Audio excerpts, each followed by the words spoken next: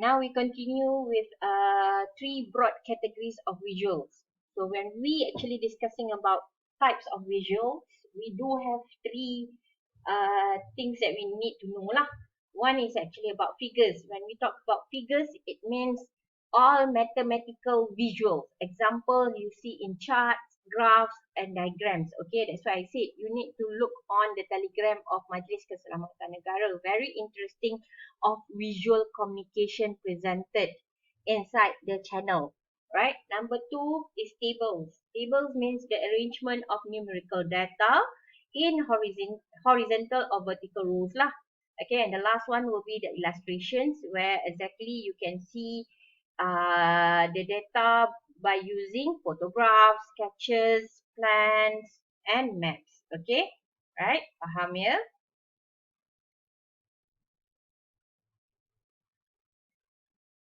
Okay, the next one will be kita nak discuss on tables. Okay, kalau you tengok kat sini dah ada contoh dah. A systematic arrangement of data in columns and rows. This is what exactly you need to provide in your reports. Okay, kita bukan suka-suka presenting to you the slides without you actually need to do this. You need to know how to use. Sebab tu penting tadi yang bila kita bercakap, what is your objective in your report? If your objective in your report is to impress, if your objective in your report to orang kata classify, you need to know what kind of orang kata what kind of types of visual communication that you need to use. Adakah you akan gunakan tables, figures or illustration? Which one is actually better? Alright, the combination of three types ni akan menyebabkan you punya report nampak interesting lah. Okay, so helpful in consolidating ataupun combining info. Alright, idea when audience actually needs to know the information what exactly will be either difficult or tedious to handle in the main text. Right? So it will be used to present groups of detailed facts in a concise and readable form to help readers find particular facts quickly and to compare features of products or process. Okay, dalam kat sini ni, you dah terus nampak we have 32 students of DBS 3A, 3A and 20 students. In total, we have 52 female students. Right? For male students for both classes is actually 45. However, the male students in class 3B is much more higher than class 3A. Nampak tak? Dekat situ je dah boleh. Tak payah orang nak terangkan. Tunjuk aja. Okay, statistic shows that, but in your report you need to explain. Bar graph represents numbers by the height or length of its rectangular bars, so that a series of number will be easy to be read. And then you akan nampak contohnya kalau vertical columns bar chart yang ungu ni paling tinggi contohnya. Dalam case ni kategori tu yang hijau ni paling tinggi. Right? Because kita nak compare the quantities or size of several items at one time. Or we want to show changes in one item over time. Kita nak tengok trend. Okay, yang ini. Components bar chart to indicate the composition of a whole. So kita nampak. Okay, bila benda-benda macam ni kita kena banyak alert. Alright. And how about line graph? Okay, graph of time series. Ini kita nampak COVID. Kita nak tengok orang kata flatten the graph. Kita nak flat the graph. Okay tu.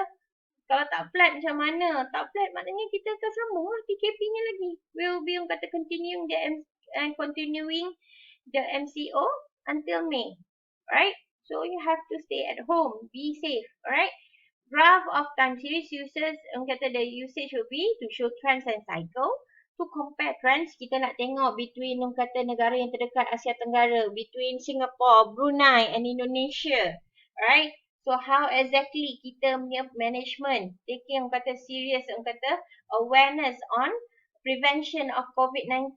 Nampak? Benda-benda macam tu akan nampak. And then pictorial graph, also known as pictograms. Okay, it is simplified bar charts to help those who do not understand the usual presentation. Basically, their symbols are used to make visual impact. So kalau satu pokok ni is actually equivalent to 10,000 trees. Right? So kita tahulah. Right? Macam mana orang kata kita dah nampak. Biasanya soalan-soalan you dulu masa sekolah dulu keluar banyak pictograms kan? And next is pie chart. So pie chart start, okay, madam boleh tak report kita orang nanti semuanya pakai pie chart? Janganlah, perbagaikanlah, various kind orang kata visual communication punya types. Jangan pakai satu sahaja, right? Okay, shows a whole and divided into parts. The different values are drawn in proportion to the slices of the pie. So kita tu, kalau you all tengok, saya dah buat poll kat Telegram. So which kata medium that exactly you prefer to use for online distance learning, right? So ada yang kata dia suka tak ada setakat ni yang saya tengok FB tak adalah IG live. Ada yang suka Google Meet, ada yang suka Google Meet dengan IG live. So nampak tak? So dekat situ boleh tunjuk dalam pie chart. Right, the circle which is divided into segment adds up to 100%. Effective way to show percentages or compare one segment with another. And what is GANT chart? GANT chart sebenarnya is actually to what exactly? You dah boleh buat GANT chart sebenarnya bila dapat assignment daripada saya. Tarikh bila saya bagi? Madam bagi tarikh sekian. What exactly your execution towards the task? You dah buat apa? Madam belum bagi tajuk lagi macam mana nak buat. Okay, madam janji minggu depannya. Itu yang saya cakap minggu lepas kan. Right? So by this time patutnya you dah dapat tajuk you lah. By this time kata you dengar this visual communication, this video. Example below shows a chart that depicts the progress of a new computer system installation. Kat sini dia tulis design, text, bukan text rasanya, kata task, implementation and feedback. Okay, so daripada day 1 sampai day 5. Okay, clear kat situ. And then the next one is actually flowchart. Flowchart, nanti bila you part 6, you nak buat orang kata ENT, you akan banyak guna flowchart untuk business plan awak. Useful in presenting a series of steps in a process of procedure. Registration, payment, result, ataupun mula-mula masak nasi, basuh beras. Okay, ataupun masukkan beberapa pot, 3 pot beras, basuh 7 kali. And then, ini apa lagi? All actually in a flow lah. And the next one is actually organizational chart. So bila organizational chart, kita nak represent the arrangement of people and department in an organization and the way they interrelate. So you nak buat presentation nanti, a report nanti, you kena present that you actually somebody. Right? Somebody or some organization. You representing an organization. So bila you dapat tajuk nanti, baru you akan fikir, who are you actually? Alright? So we move to another slide. Okay. So this is actually visual appeal. Kita nampaknya dia menarik-narik kita nak tengok. Gambar orang kata ni apa sebenarnya ni? Teddy bear ni apa sebenarnya? Apa maksud gambar orang tengah menari macam ni ataupun dekat page ni? What exactly dia nak tunjuk? Madam, dalam kita punya report nanti boleh ke? Kalau you buat topik yang berkenaan COVID-19, you kena tunjuklah sedikit macam mana. Kalau contoh, bagi contoh. Right? To show the appearance of something the reader have never seen. To show the condition of something. To help reader recognize something. Right? The only thing that yang kata Malaysia belum dah buat lagi ialah dia tak tunjuk gambar-gambar pesakit diwat. Dia tak tunjuk lagi macam mana jenazah dimandikan di dalam bilik. Malaysia masih lagi menjaga that kind of kata information. Okay, yang you dapat setakat ni daripada luar ataupun daripada pesakit COVID sendiri. Okay, belum lagi daripada saluran government kerajaan kita. Okay, right? To sum up balik, ni yang saya kata ayat. Okay, ayatnya, alright, to present individual exact values, table. Back to your objective lah, to show trends or relationships, line charts. Okay, so summary of this actually to make sure that you will select that the best visual to present your data. Okay, betul you dah ada data, so you kena guna what kind orang kata data yang you akan persembahkan dalam orang kata report writing you nanti. Okay, madam, kalau saya dah bagi orang kata table, tak perlu explain, kena explain. Itu masuk report writing. That's why you need to write. You need to write the report. The report is actually in visual communication, so you have to explain for people to understand. If you are doing table, why you are doing table? Because you want to present the individual ataupun exact values of each orang kata information. Okay, If you want to use pie chart, you want to show the distribution of parts in a whole.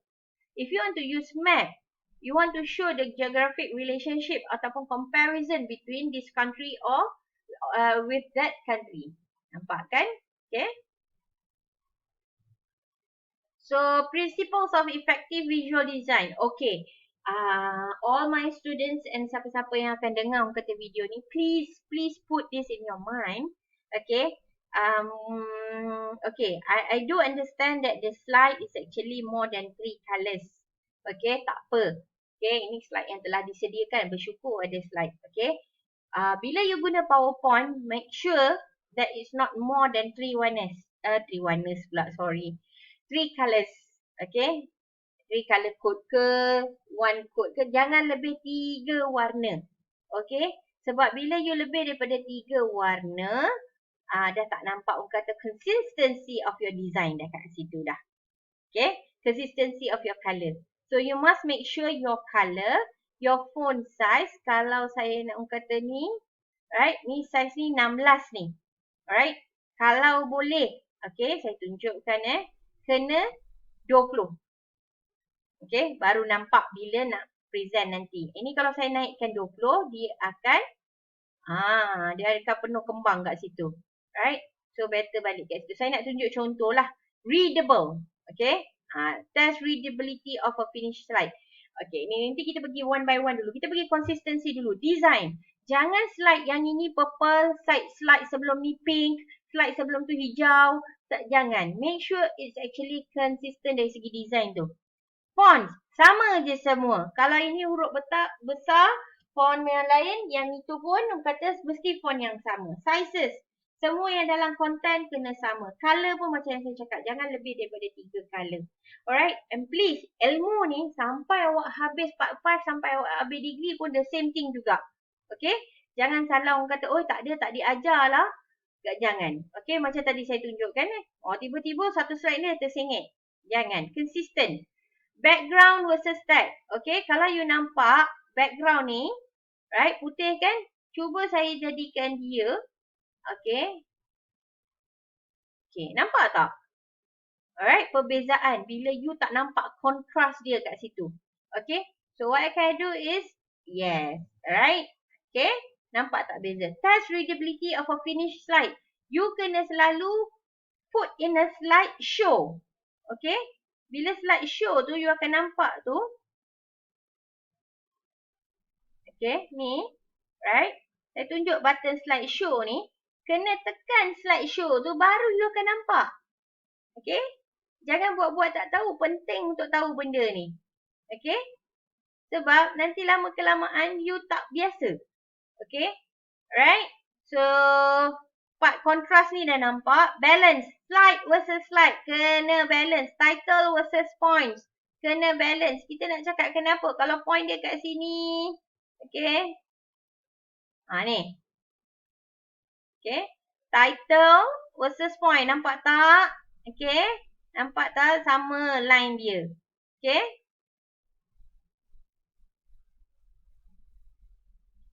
Emphasize. Highlight important points. Okay. Kalau katakan saya nak guna.